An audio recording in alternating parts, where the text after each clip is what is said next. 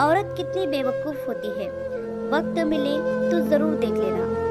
वह सुबह उठी और प्रार्थना करके रसोई में आ गई। चाय के लिए चूल्हे पर पानी रखा, फिर बच्चों को जगाया ताकि वो स्कूल के लिए तैयार हो सके।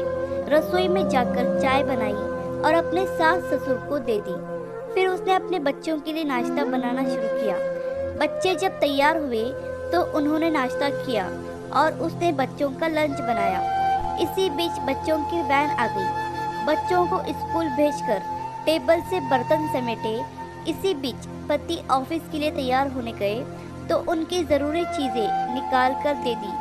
जल्दी से किचन में आई और पति के लिए नाश्ता बनाने लगी। एक पराठा और अंडा अभी बना ही था कि छोटी ननद रसोई में आई। यह कहकर नाश्ता ले गई कि मुझे कॉलेज जाने में देर हो रही है। उसी समय देवर भी यूनिवर्सिटी जाने के लिए तैयार हो गया। जल्दी से पति और देवर के लिए नाश्ता बनाया और मेज पर रख दिया। 9 बजे पति ऑफिस गया तो उसने आकर टेबल से बर्तन उठाकर सास और ससुर के लिए नाश्ता बनाया। जब तक सास ससुर ने नाश्ता किया तब तक वह रसोई साफ कर बर्तन धो चुकी थी। सास ससुर के लिए नाश्ते के बर्तन समेट रही थी कि तभी सफाई वाली मासी आ गई तो उनके साथ मिलकर घर की साफ सफाई भी की। मासी को विदा किया तो 11 बज चुके थे। तभी घंटी बजी और उसकी विवाहित ननद अपने 2 छोटे बच्चों के साथ आ गई। मेहमानों के लिए जल्दी जल्दी चाय और उसके साथ कुछ नाश्ता बनाया। उस समय 12 बज रहे थे। वह जल्दी से रसोई में खाना बनाने गई तो सास की आवाज़ आई, आज अपने ननद के लिए कुछ अच्छा बनाना। उसने ननद के लिए स्वादिष्ट खाना बनाया और जल्दी जल्दी रोटी बनाने लगी क्योंकि 1 बजे थे और उसके बच्चे आने वाले थे। बच्चे जब स्कूल से आए तो उन्होंने मुंह हाथ धोए, कपड़े बदले और उसने उन्हें खाना खिलाया। तभी कॉलेज से छोटी ननद भी आ गई और देवर भी वापस आ गया। उसने सबके लिए जल्दी जल्दी रोटी बनाई और सबको परोसकर खिलाया। जब सब खाकर उठे तो 3 बज चुके थे और उसे अचानक भूख लगी।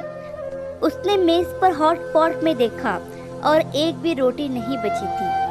वह सब बर्तन समेटकर रसोई में जा ही रही थी कि उतने में उसका पति घर में दाखिल हुआ। उसे देखकर पति ने कहा, मुझे बहुत भूख लगी है, जल्दी से खाना निकालो। वह झट से रसोई में गई और अपने पति के लिए रोटियां और कुछ सब्जी बनाने लगी। जब उसने अपने पति के लिए खाना बनाया तब 4 बज चुके थे। उसके पति ने उससे कहा, आओ तुम भी खा लो। उसने आश्चर्य से पति की ओर देखा क्योंकि उसने सुबह से कुछ नहीं खाया था। वह पति के साथ खाना खाने बैठ गई। जब उसने अपने मुंह में रोटी का टुकड़ा रखा तो उसकी आंख से एक आंसू निकला। उसके पति ने पूछा, तुम रो रही हो, क्यों? उसने मन में सोचा, मैं इनसे क्या कहूँ? ये क्या जानते हैं कि ससुराल में इतनी मेहनत के बाद मुझे यह रोटी मिलती है जिसे लोग मुफ्त की रोटी कहते हैं। उसने अपने पति को उत्तर दिया, कुछ नहीं। उसके पति ने कहा, स्त्री कितनी बेवकूफ़ होती है, किसी कारण के बिना ही रोने लगती है। कहानी पसंद आए तो लाइक, सब्सक्राइब और शेयर करना ना भूलें।